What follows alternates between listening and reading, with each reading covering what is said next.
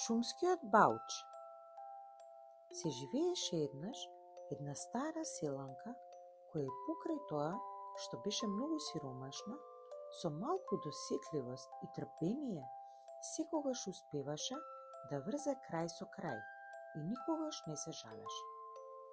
Една убава летна вечер, додека се враќаше дома од прошетка, стогледа еден огромен црн лонец кој беше фрлен во еден ендек крај патот.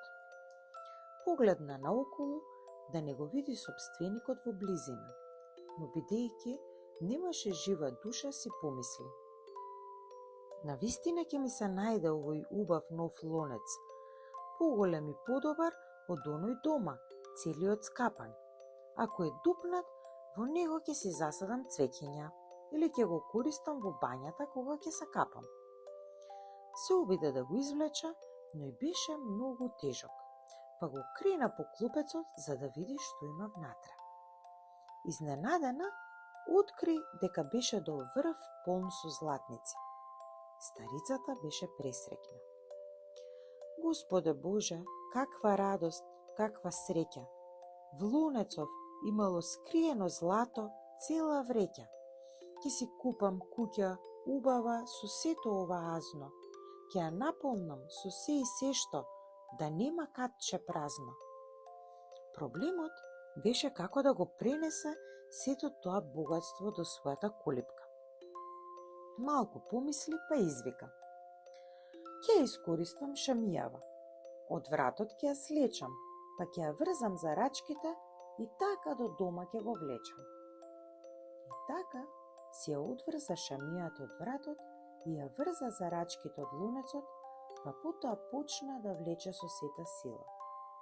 Турни влечи, најпосле успеа да го извади лонецот од ендекот и почна да го влече кон својата колипка.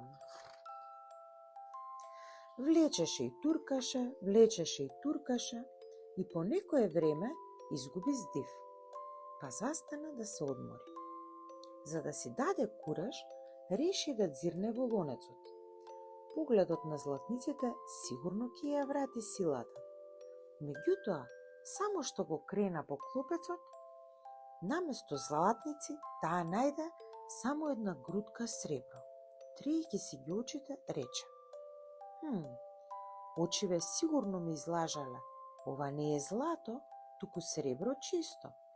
Како и да е, и тоа вреди нешто, па и сега сум среќна исто. Грудкава е повеќе од доволна убаво да го минам секој ден, а добро е и што на арамиите среброто не им е толку умилен плен.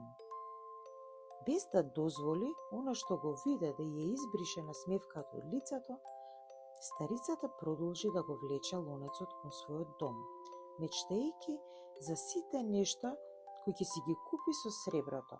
Веројатно ќе има доволно да го поправи покривот, па студениот ветер и дождот веќе нема да влегуваат во колипката. Весело продолжи да го влече лонецот, но бидејќи беше далеку од дома и повторно мораше да застане и да се одмори. Реши уште еднаш да дзирне во лонецот, но кога го крена по клопецот, наместо грудка сребро, најде едно железно ѓуле. Се плесна по челото и извика: си помислив дека железово е сребро. Сигурно сум како Лилја Ќора, тогаш на ковачот ќе му го продадам кога веќе така мора. И покрај се, таа не можеше да добие доволно пари за нова наметка за зимата, а можеби дури за пар ракавици. Мечтајќи за сите овие нешта, таа продолжи да го влече лонецот најбрзо што можеше. Во меѓувреме, сонцето зајде и веќе се стемнуваше. Старицата повторно застана за да земе здив и повторно беше љубопитна да дзирне во лонецот. Го крена по клопецот и внатре ја чекаше уште едно изненадување. Наместо ѓуле имаше еден голем камен.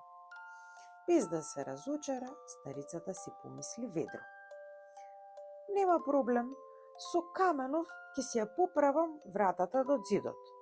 ама мора да купам очила нови, зашто веќе не ми го бива видот.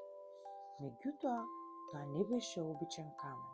Всушност, додека старицата го држеше во раце, почна да набабрува.